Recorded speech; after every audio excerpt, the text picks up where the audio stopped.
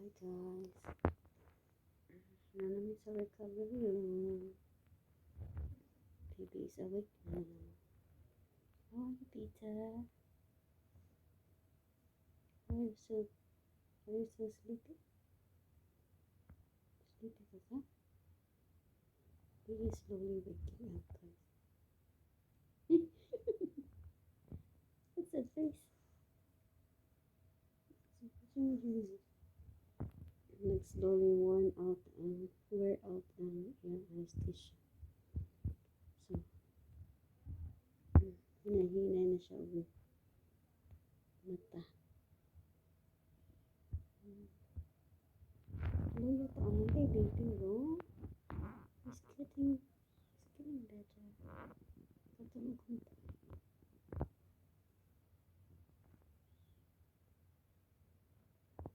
So, ang surgery lasted for 1 hour. 1 hour and then si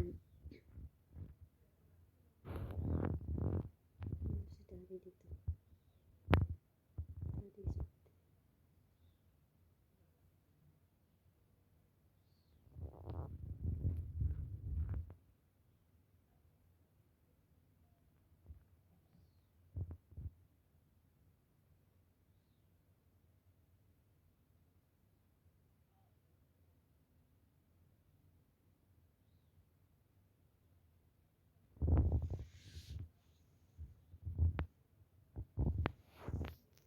dito ang baby.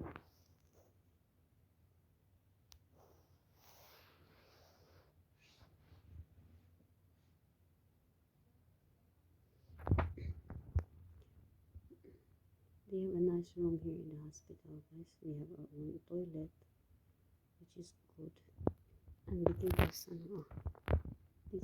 water and juice. Water and hot milk. Chocolate milk. You see.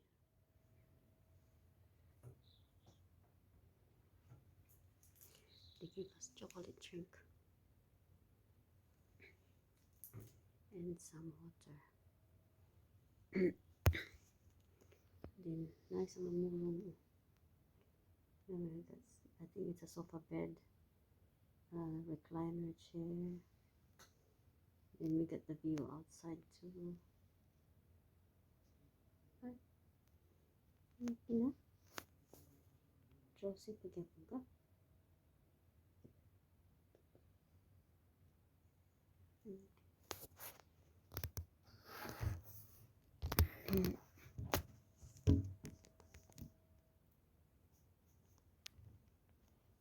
Duka gyapon siya, guys.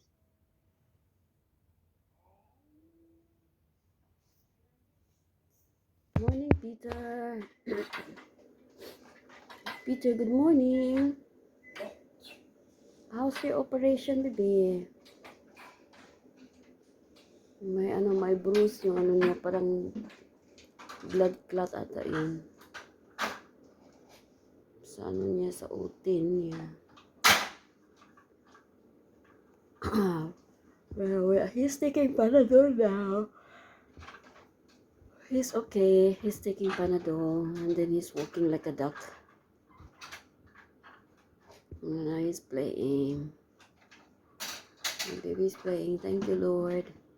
And thank you all for all the prayers for our little one, our little warrior, very brave boy.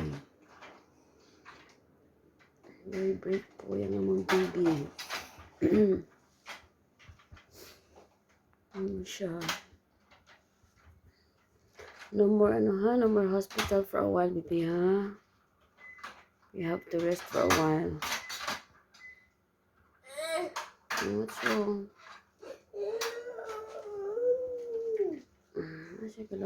What's wrong? You cannot get it?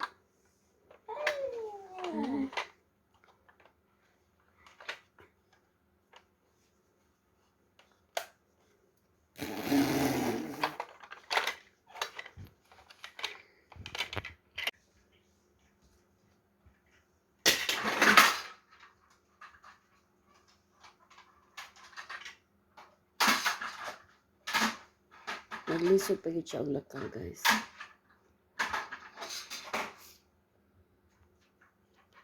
Pero, salute to our working.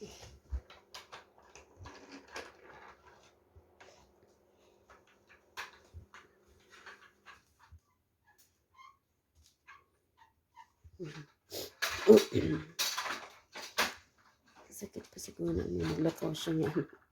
Oral duck, maglakaw. So, hindi pa siya makatag-school.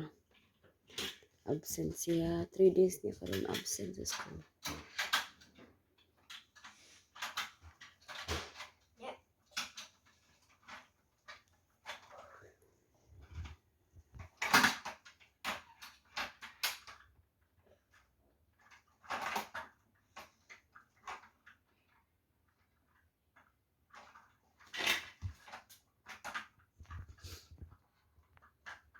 Tito? Good morning. How are you feeling? How are you feeling?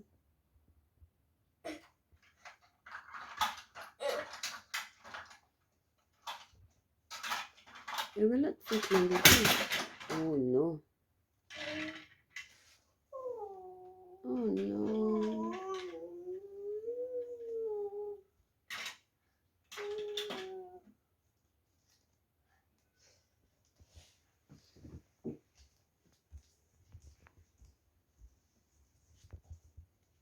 Kawawa naman, baby. Hi guys! Welcome back to my channel, guys. So by this time, guys, si Peter ay nakauwi na po siya from the hospital, doon sa Campbelltown Hospital. So after the surgery, medyo ano siya, medyo groggy siya kasi 'di ba, from after general anesthesia talaga, na ano ka talaga, parang inaantok pa siya, parang lasing yung ano dating niya. Pero they are still waiting for him to eat something and to drink something. So luckily naman, kumain naman siya mga after 30 minutes, kumain siya tsaka uminom siya ng konting tubig. And then yung hinintay lang talaga ng mga nurses talaga, guys, is makaihi siya. So ginawa namin lahat hanggang 3 o'clock hindi pa rin siya umihi. So nilagyan siya ng warm water sa kaniyang dito, no. Nilagyan siya ng warm water sa kaptaka, pinaano namin yung tubig. Inuo namin yung tubig para 'di ba yun ay isang way para makaihi yung mga bata. So hindi pa rin siya, unsuccessful pa rin yung suggestion ng nurse. So ang ginawa namin, so si daddy, sabi ni daddy, maybe we should bring him to the shower kasi pag nagsha-shower kasi si Peter, Carry. Kasi pag nagsha-shower kasi si Peter, guys, naiihi talaga siya. No? So ginawa namin, kinarga ko siya, dinala ko siya sa toilet, tsaka inuon namin yung shower. So by then, guys, nag-ano siya, umihi siya ng napakadaming ihi. Kaya nakauwi kami kahapon. At saka hindi din kasi, pag nagstay kasi kami doon sa hospital, which is hindi talaga yung hospital ni Peter, na hindi talaga sa lugar namin. So wala talaga silang magawa sa insulin ni Peter. So ano lang kami doon, magstay lang kami, tapos hindi sila makapagbigay ng insulin nila. Kami pa rin ang magbibigay kasi usually, guys, pag na-admit si Peter, ang mga nurses talaga ang nagbibigay ng insulin. Yes. Ang ingay, oy.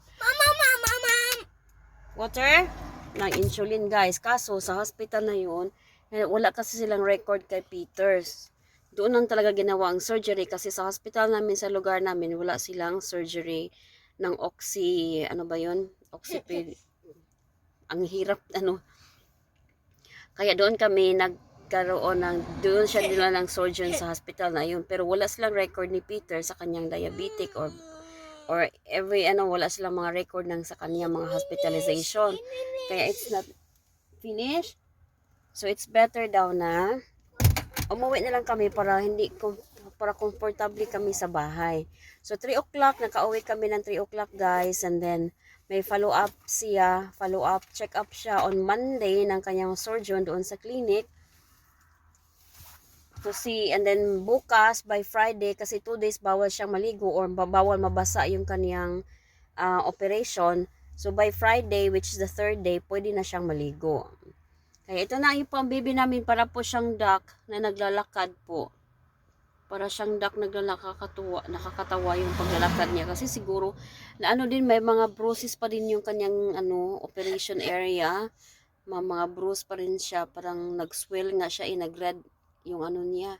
Kaya we'll see bukas guys, sa Monday guys, sa aming So maraming salamat pala guys sa lahat na nag-pray. Sa mama ko, sa sister-in-law ko, nag-pray sila for Peter's successful surgery. Saka maraming salamat po sa mga well wishes ninyo. Thank you very much. Bye!